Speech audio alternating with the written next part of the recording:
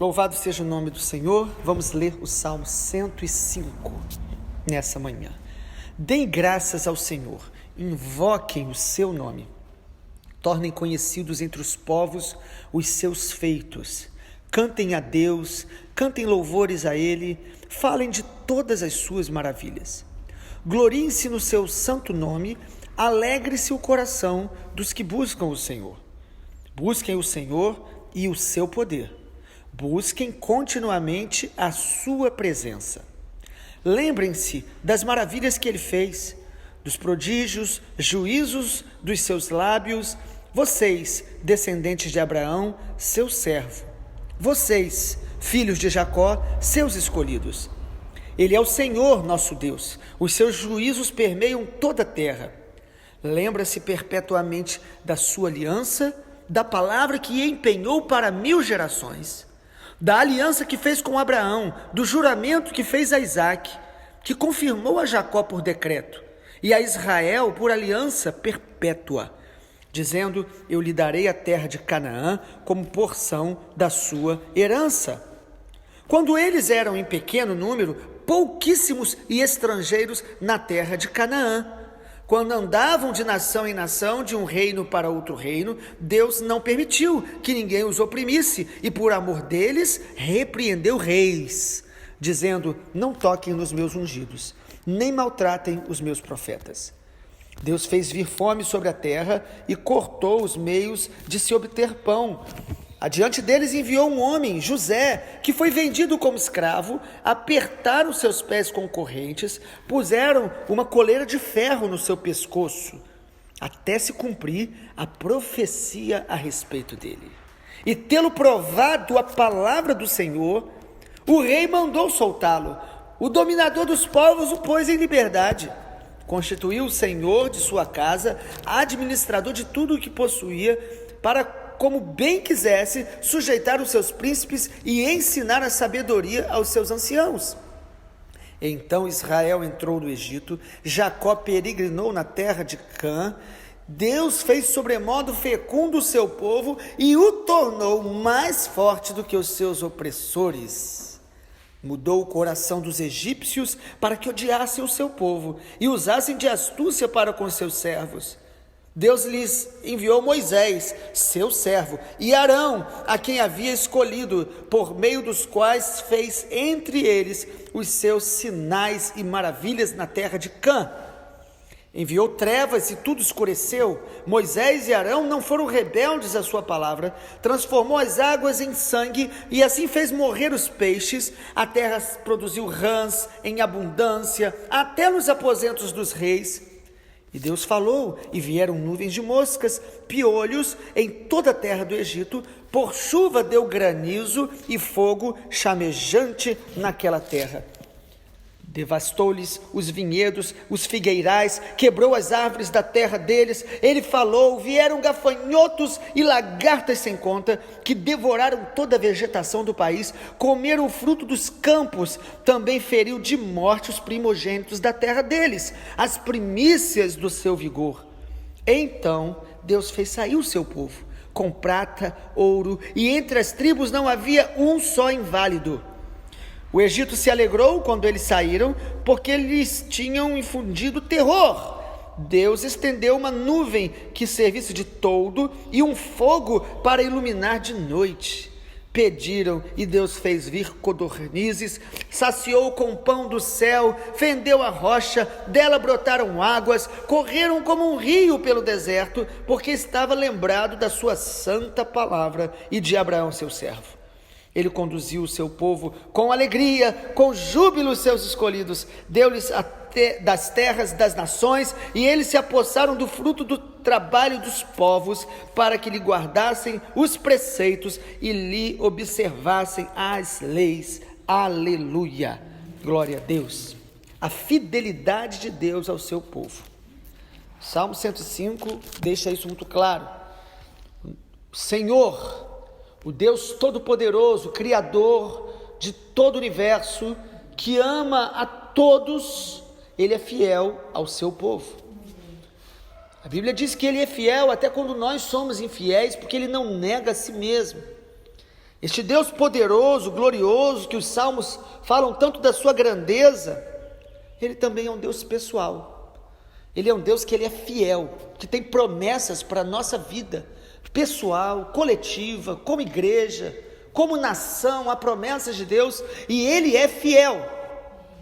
E por Ele ser fiel, e por ser um Deus pessoal, não é um Deus impessoal, uma força, uma energia, um ser que nós vamos tentando usar as palavras mágicas ou as palavras corretas para de alguma maneira ter algum favor dele. Não, Ele é um Deus pessoal que se relaciona, como a palavra de Deus diz: que nação há cujos deuses são tão chegados a eles como o Senhor é chegado a nós, o seu povo, quando o invocamos? O nosso Deus é um Deus pessoal e fiel. Por Ele ser pessoal, tem 4 coisas que nós temos que fazer, e o texto fala. Primeiro, versículo 1 diz: invoquem o seu nome. É para invocá-lo, é para buscá-lo, é relacionamento. Converse com Ele, abra o coração para Ele, seja sincero com Ele, fale não o que está certo falar, fale o que o seu coração está sentindo, como você está diante dele, invoque-o. Por Ele ser pessoal e fiel, também nós devemos cantar a Ele. Versículo 2 diz: cantem a Deus, cantem louvores. Nós precisamos louvá-lo, cantar para Ele, exaltá-lo, glorificá-lo, porque Ele é um Deus pessoal que ouve, nos deu voz, nos deu cântico. Ele coloca cânticos no nosso coração, como que as melodias, como que a música mexe com o coração do ser humano, os ritmos, porque Deus quer que você cante para Ele, porque Ele é pessoal e é fiel. Também nós devemos fazer conhecido, falar das suas maravilhas a todos. O versículo 1 diz: tornem conhecido entre os povos os seus feitos. Versículo 2 diz: falem de todas as suas maravilhas. Fale da grandeza de Deus, fale das maravilhas, fale, porque Ele é um Deus pessoal e fiel. Fale tudo que Deus tem feito na sua vida, compartilhe mais. Fale mais do que Deus tem feito, do que das suas lutas, ou do que das suas ideias acerca da vida. Fale do que Deus tem feito, fale das obras do Senhor, fale dele, para a glória dele. Não é falar do que ele tem feito apenas na sua vida, para se envaidecer, contando vantagens, ou contando algumas coisas boas que você está fazendo, porque você gosta, e Deus até permite. Fale dele, fale das suas maravilhas, fale para os povos, e os povos começam do seu lado, na sua casa, os seus amigos, no final e no início do culto, e durante o culto, porque às vezes as nossas conversas não têm sido acerca dele, tem sido acerca de nós mesmos, das nossas próprias angústias e amarguras, que tem um momento de falar, mas nós devemos falar mais das grandezas do nosso Deus, porque Ele é Deus pessoal e fiel. Também nós devemos buscar o seu poder e a sua presença. Olha o versículo 4, aquele texto que vale a pena você escrever e guardar: busquem o Senhor e o seu poder, busquem continuamente a sua presença. Por Ele ser um Deus pessoal, que se relaciona, que fala, que ouve, nós devemos buscar o seu poder, ou seja, a capacidade dele para fazermos a sua vontade, para vencermos os gigantes, para vencermos o pecado, para vencermos a iniquidade, para vencermos o ódio, para vencermos esse ambiente, deste mundo que tenta nos contaminar direto e indiretamente. Busque o poder de Deus. O apóstolo Paulo pede para a igreja de Éfeso: ore para que eu seja revestido de poder, autoridade, ousadia. Busque o poder de Deus, mas também a presença dele continuamente, intimidade com a glória dele, a presença dele aqui no sentido de intimidade, da sua face, da sua presença manifesta. Por Deus ser fiel e pessoal, nós devemos invocá-lo, cantar a Ele, falar do que Ele tem feito e buscar a sua presença e o seu poder. Mas aí o Salmo 105 é uma descrição, não apenas inicial, da nossa atitude para com Ele, mas o Salmo 105 mostra a fidelidade de Deus em meio ao seu povo. E aqui, de maneira específica, ao povo de Israel, que foi o povo escolhido por Deus como descendente de Abraão, para manifestar o conhecimento, a revelação de Deus para as nações. O povo que Deus escolheu para, através deles, enviar o Messias, o nosso Senhor Jesus, que veio, ele sendo judeu, ele veio como judeu. Como o Senhor Jesus fala no Evangelho de João, capítulo 4, conversando com a mulher samaritana, a salvação veio dos judeus. E o povo de Israel, no tempo de Jesus e antes mesmo, já vinha endurecendo o coração no caminho com Deus, mas o Senhor é fiel, Ele permanece fiel. Por isso, durante toda a história, sempre houve um remanescente entre os judeus que reconhece Jesus, o Messias. E antes da volta de Jesus, um número significativo dos judeus se renderá a Jesus. Ou melhor, já está se rendendo a Jesus, porque a volta do nosso Senhor está próxima. E o Salmo 105 nos mostra no povo de Israel em que Deus é fiel. E eu descrevo pelo menos em 5 aspectos. Primeiro, Deus é fiel à sua palavra e à sua aliança. Deus é fiel à sua palavra e à sua aliança. Versículo 8 diz: lembra-se perpetuamente da sua aliança e da palavra que empenhou para 1000 gerações. Deus é fiel a esta palavra, que é a palavra dele, registrada, a Bíblia Sagrada. Ele é fiel à sua aliança. Então a palavra de Deus está na tua vida e na minha. Ele é fiel, ele cumpre a sua palavra. Ainda que às vezes pareça demorado, a palavra dele se cumpriu, se cumpre e se cumprirá totalmente sobre a nossa vida. Ele é fiel à sua palavra. Que ele é fiel a mim, porque eu sou merecedor. Não, ele é fiel à palavra dele e à aliança. Há um salmo que nós já lemos que diz, não violarei a minha aliança. Segundo lugar, segundo aspecto que Deus é fiel ao seu povo. Ele é fiel à sua palavra, mas ele é fiel também àqueles que ele gerou como seu povo. O versículo 9 ao 16 fala isso. Ele fala aí que Deus, ele fez uma aliança com Abraão, versículo 9, fez com Isaac, confirmou com Jacó, por decreto, e a Israel por aliança perpétua, dizendo: eu te darei Canaã. E Deus então diz que ele é fiel a este povo, mesmo sendo um povo pequeno. Versículo 12, eles eram pequenos em número, pouquíssimos estrangeiros, aquela nação tão pequena. Deus não os escolheu porque eles tinham mérito, porque eles eram maiores, mais sábios.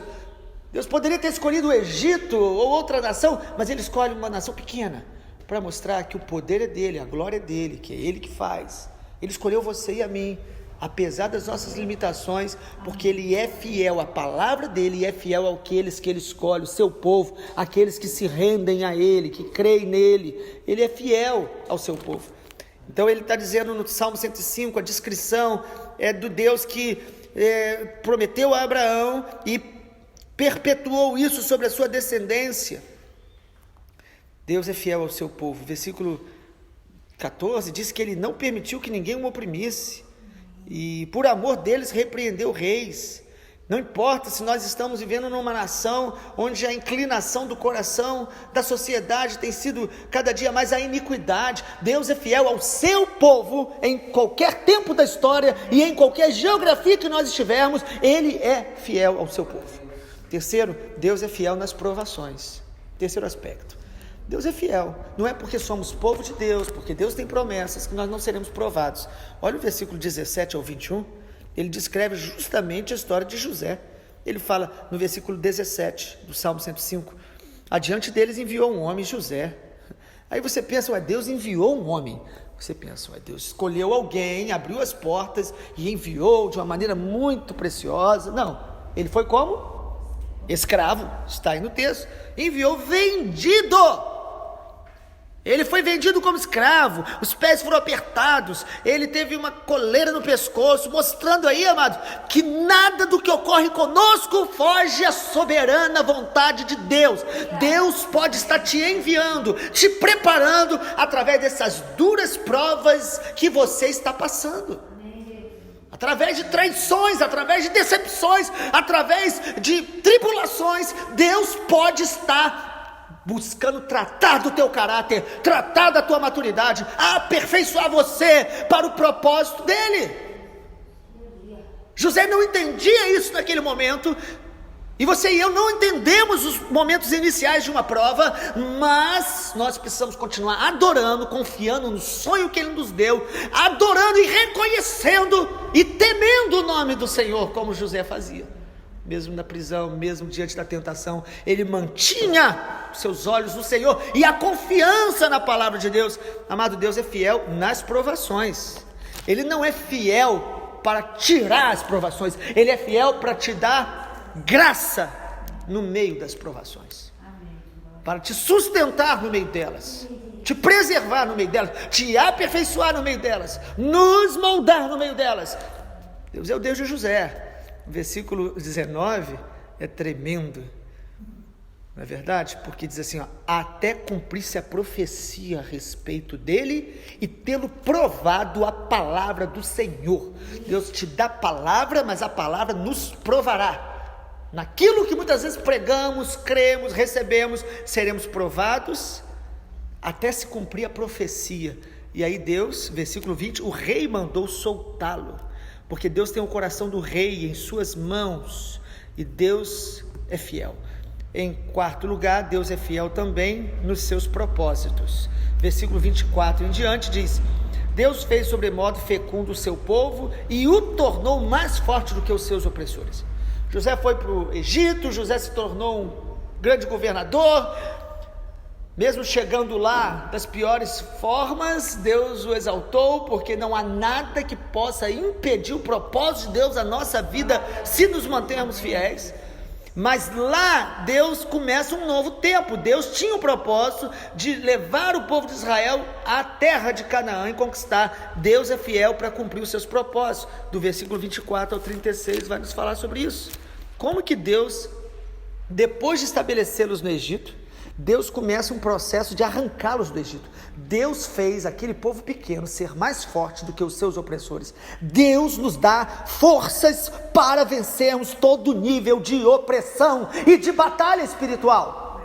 Nos torna mais fortes do que os nossos inimigos. E é Deus que nos torna, não é nós que somos.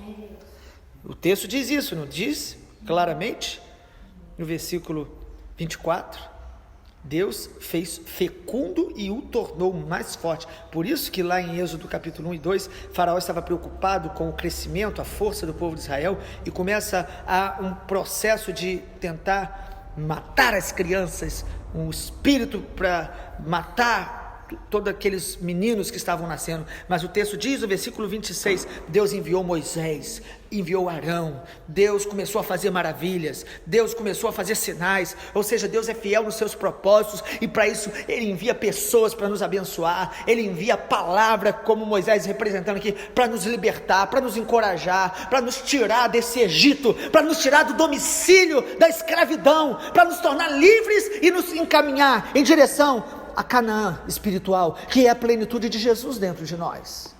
E em último lugar, Deus é fiel também, no quinto aspecto, Ele é fiel no seu cuidado para conosco, Ele cuida de nós. Versículo 37 diz, então Deus fez sair o seu povo com prata, ouro, e entre as tribos não havia um só inválido. Deus não só tirou Israel do Egito, mas Deus cuidou com toda a provisão, todos os recursos, com toda a saúde necessária. Amado, para cada propósito de Deus, existe recurso de Deus. Quando Deus coloca propósito, Deus traz o recurso, e Deus traz a saúde.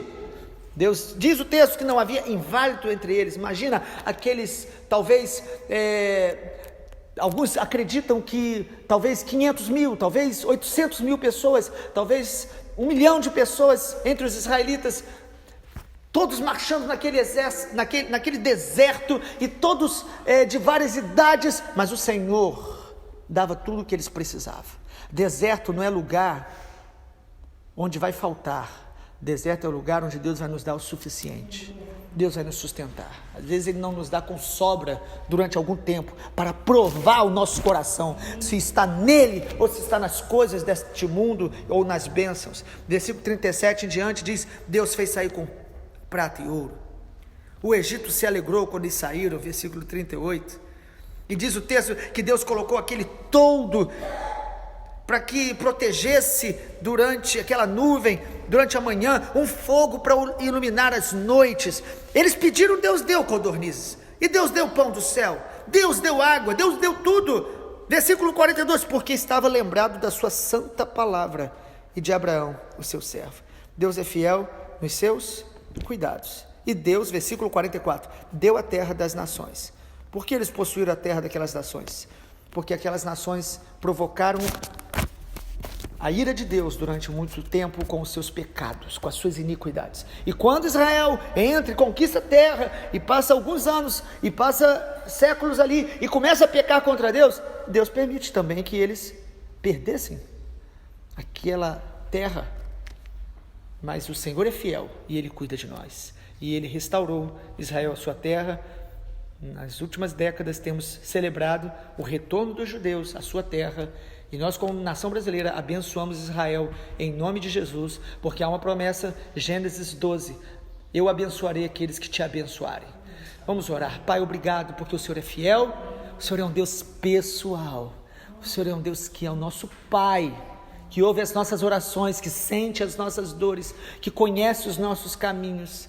Pai, nessa manhã nós oramos para que a fidelidade do Senhor, da Tua palavra, seja suficiente para termos paz, para descansarmos, para adorar, para obedecer, mesmo sem entender, mesmo no meio do processo do deserto, mesmo se estamos no momento da provação da fornalha, mesmo se estamos, ó Deus, sendo caluniados ou feridos por alguém ou por algo, nós cremos e descansamos na fidelidade do Senhor, sobre a nossa vida, nossa família, sobre a nossa nação. Nós te adoramos, porque Tu és fiel, em nome de Jesus. Amém, Senhor.